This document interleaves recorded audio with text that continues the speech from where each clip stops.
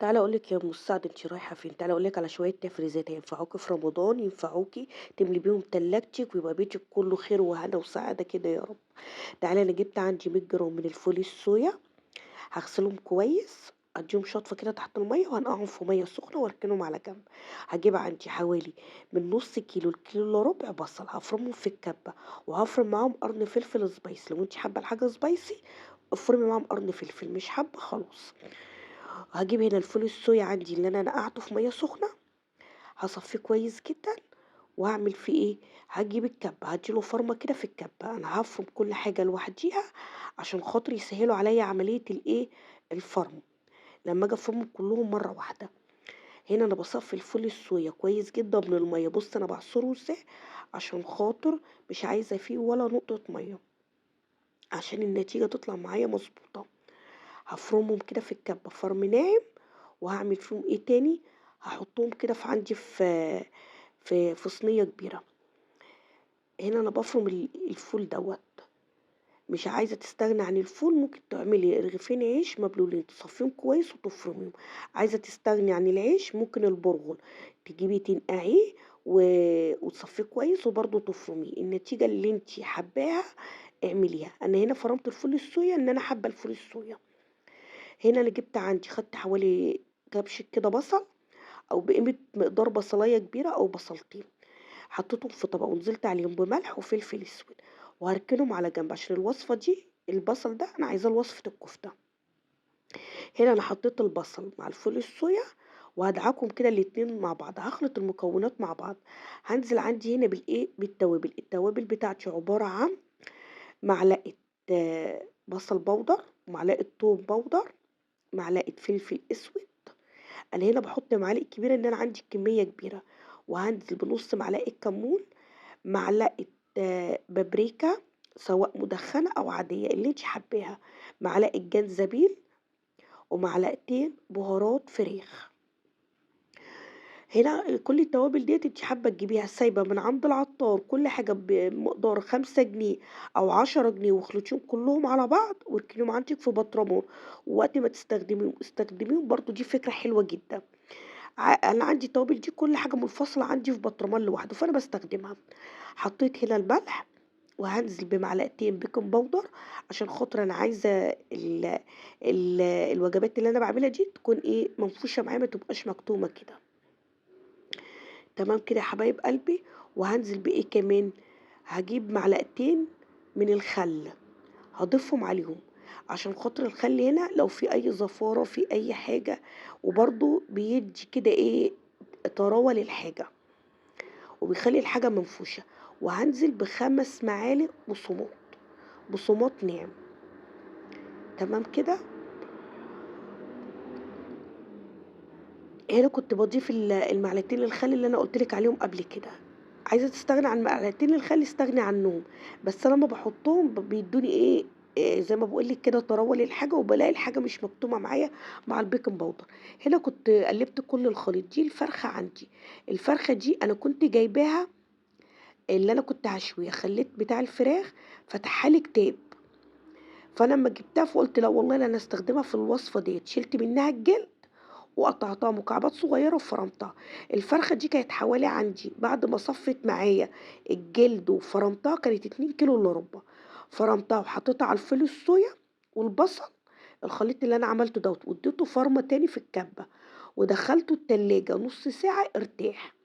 بعدين جبته فردته كده في صينية كبيرة، وقُمت إيه، قسّمت الخليط ده عندي ل4 أجزاء.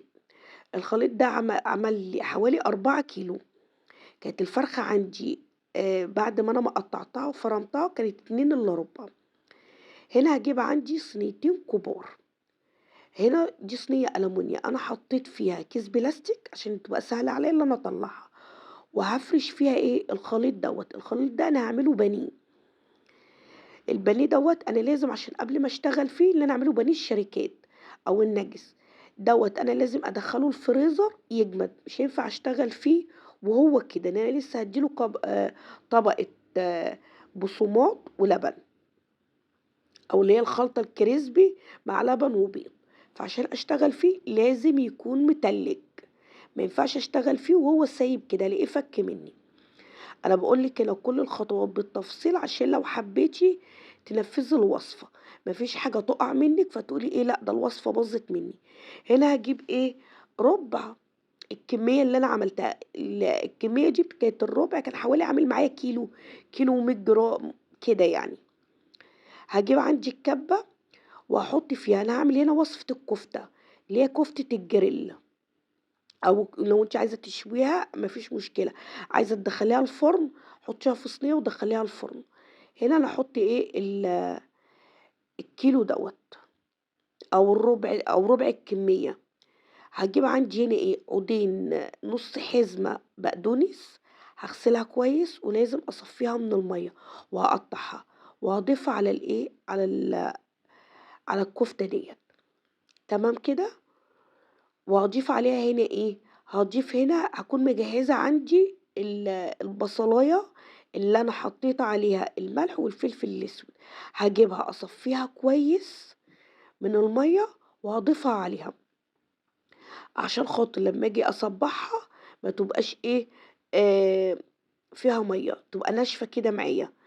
لازم اصفي البصلاية كويس جدا من المية، والمية دي انا مش هرميها، المية دي هركنها على جنب عشان خاطر لما اجي اصبع الكفتة اخدها اصبع بيها الكفتة. انا عايزة اقولك الوصفات ديت بتوفر علينا مجهود، مجهود كويس جدا. ولو انت محتارة ومش عارفة تعملي اكل ايه، لو طلعتيلك اي طبق من دول وعملتي جنبيهم شوية مكرونة شوية بطاطس محمرة، ان شاء الله لو عملتيهم في عيش بلدي او عيش فينو وعملتيها كده سندوتشات واتغديتوا بيهم، فعلا وجبة مشبعة. أنا عاملة هنا الطبق يكفي معايا 5 أفراد. الطبق فيه 10 قطع، يعني لو كل فرد خد قطعتين مع طبق مكرونة أو عيش أو سلطة أو بطاطس محمرة، لا وجبة مشبعة. هنا أنا صفيت البصل كله وضفته على الايه على الخليط دوت. هضيف هنا ايه اهم حاجة اللي هيديني طعم الكفتة، بهارات الكفتة. هحط معلقتين من بهارات الكفتة. خلي بالك وحطي ملح قليل ان كل البهارات ديت متملحة. البهارات اللي احنا بنجيبها جاهزة من عند العطار او اللي هي الشركات بتكون فيها ملح، فاحنا نخلي بالنا من الملح، نحط ملح قليل. هنا انا دخلتها التلاجة ترتاح، ترتاح بقى نص ساعة ساعة ترتاح لحد ما انا مخلص، لحد ما اجي اللي انا اشتغل فيها. هنا عندي ايه الربع دوت والربع دوت اللي هي نص الخليط. هحط على واحدة بهارات كفتة اللي انا هعملها كفتة ايه كفتة، او هغلفها بالبصومات والبيض او الفيجيتار والبيض. والتانية برجر. يبقى انا هعمل هنا واحدة عندي برجر وعندي واحدة كفتة. حطيت هنا بهارات الكفتة وحطيت هنا بهارات البرجر، ده اللي هيظبط معايا طعم الحاجة. عايزة تستغني عن فول الصويا زي ما قلتلك استغني عنه، وفي بدايل كتير ليه، بس الفول الصويا بيظبط معاك الكمية وبيظبط معاك الطعم وده بروتين طبيعي. هنا انا كنت شكلت بقى البرجر، شكلي البرجر الحجم اللي انت عايزاه. عندك مكبس ماشي، ما عندكيش علبة جبنة ليستون فاضية كده واعملي عليها. عايزة تشكليها على ايديكي براحتك، الامكانيات المتوفرة عندك اشتغلي بيها. هنا انا كنت عملت ايه البرجر دوت. هنا انا كنت خلصت كمية البرجر، ال- الربع الكمية ديت عملت لي حوالي 16 قطعة، كل طبق كان فيه 8 قطع. ودخلتهم هنا التلاجة بس كده. وهاجي بعد كده هشتغل في الكفتة دي بمسك كده القطعة، جبت كيس عندي فتحته وببططها كده اي شكل عشوائي او بطاطشيه يديكي زي شكل قطعة البانيه. عشان خاطر ديت انا هحشيها جبنة موتزاريلا. انا كان عندي هنا نص الصينية ديت جبنة موتزاريلا والنص التاني كانت جبنة شيدر. خدت كده معلقة من الجبنة الموتزاريلا وحطيتها كده على قطعة الكفتة ديت زي ما انت شاكله كده، زي ما انت شايفه كده في الصوره. وهاخدها ايه هبططها والفها بالكيس. بصي هوريكي قطعه تانية اللي انا عملتها ازاي بالكيس. خدت شويه الجبنه حطيتهم في النص قطعه الكفته، وهنا طبقت الكيس من الجنب دوت وهطبق الكيس من الجنب دوت الكيس هنا سهل لي عملية الرور. بصي انا بطبقه كده من الجنب ده ومن الجنب ده وهلف بيه. انا بمسك الكيس، بصي في نفس الصورة كده اللي انا احطه كده على قطعة الفراخ، واقوم ايه شد عليا وبرماه بقى عشان يظبط معايا شكل صباع الكفتة. لو انت حاولتي تعمليها على ايديك عمرها ما هتظبط معاكي، بس فكرة الكيس ديت فكرة حلوة قوي. وهنا بقى ايه هخلص كل بقى الكمية ايه اللي عندي. على فكرة انت لو حسبتيها، يعني لو جبتي الفرخة بحوالي مثلا 150 جنيه وشوية بهارات والفول الصويا ب50 جنيه، مع البيض مع اللبن مع كله، هتيجي انت تحسبي ال200 جنيه على ال12 وجبة، شوفي الوجبة هتطلع معاكي بكام. بص انا كنت هنا بقفل على الجبنة كويس عشان خاطر ما ت... ما اجي اقليها ما تتحرقش مني او ما تسحش مني فتبهدل الدنيا. لازم تقفلي على الجبنة كويس. حابة انت تعملي صباع الكفتة زي ما هو كده كبير ماشي، حابة تقسميه نصين براحتك. انا كنت هنا قسمته نصين عشان برضو يديني كمية محترمة، وبرضو عشان خاطر ايه لما انا لسه هاجي اغلف الكفتة دي هغلفها ببيض بخليط البيض وبخليط اللي هو الايه الفيجيتار مع الكريسبي.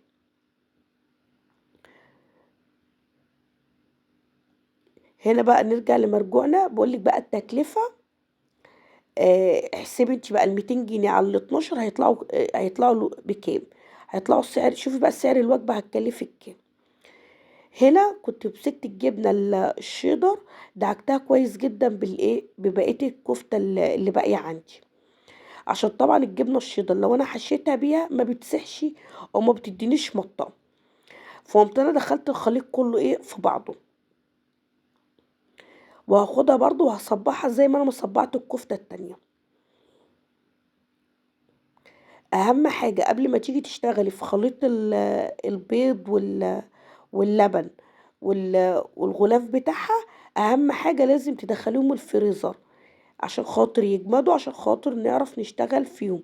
عمرك ما هتعرفي تشتغلي فيهم وهم سايبين كده او مش متلجين، مش هيظبطوا معاكي. لازم تدخلي الحاجة الفريزر. هنا كنت ايه بقى، دي كمية الكفتة اللي هي اللي عندي بالجبنة الشيدر. الكفتة الكمية دي كلها عملت معايا 30 صباع. قسمتهم 20 واحد جبنة شيدر و10 20 واحد جبنة موتزاريلا و10 جبنة شيدر. زي ما قلتلك برضو الوجبة ديت تكفي 5 أفراد. لو كل فرد خد قطعتين مع شوية مكرونة أو رز أو بطاطس محمرة وطبق سلطة، لا وجبة حلوة. الأولاد جايين من المدارس ومستعجلة وعايزة تديهم أي حاجة عشان خاطر يروحوا دروسهم والكلام ده، لو طلعتي عملتي لكل عيل شندوتشين ولا شندوتش برضو موفرة معاكي. ولو حسبتي الوجبة هتلاقيها موفرة معاكي أقل من تكلفة شندوتش الجبنة.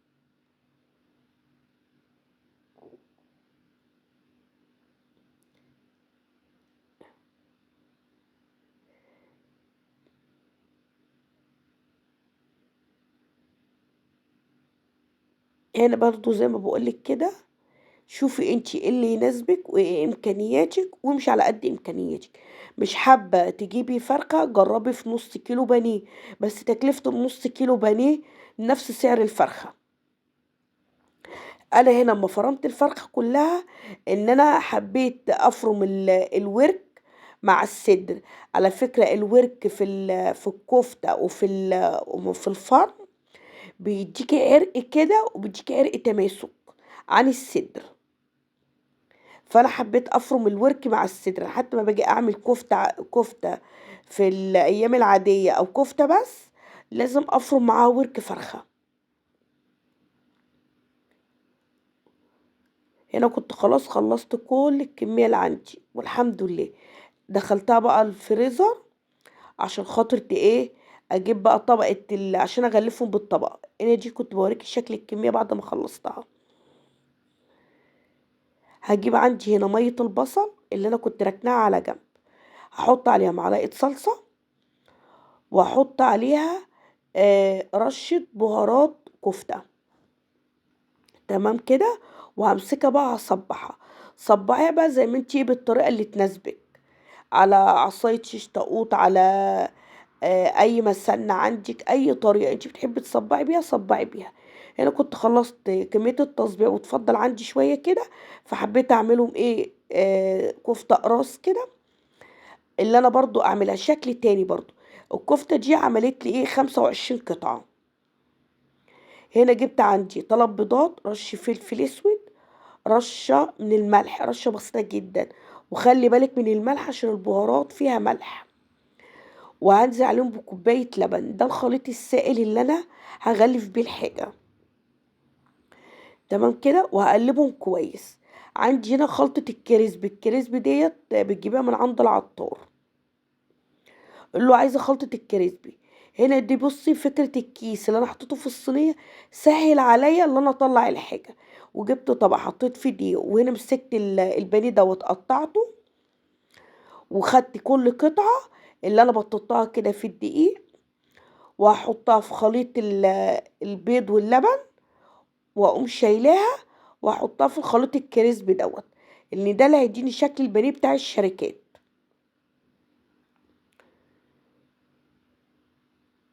وهاغلّفها إيه كويس.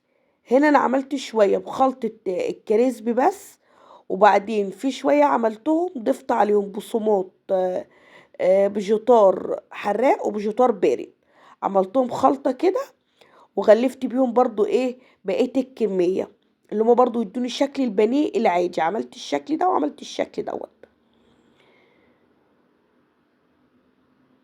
هنا باورّيكِ بقى بعد ما أهو ده الخليط البقسماط اللي أنا عملته، اللي هو الفيجيتار الحراق مع البارد مع خلطة الكريسبي.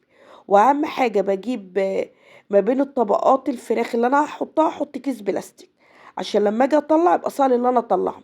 هنا كنت باورّيكِ الصينية التانية باقطّعها إزاي. بُصّي القطعة متلّجة عشان أعرف أشتغل فيها، بس كده وخلّصتها. وعملت هنا برضه إيه، ده شكل الأطباق البانيه كلّها اللي أنا خلّصتها.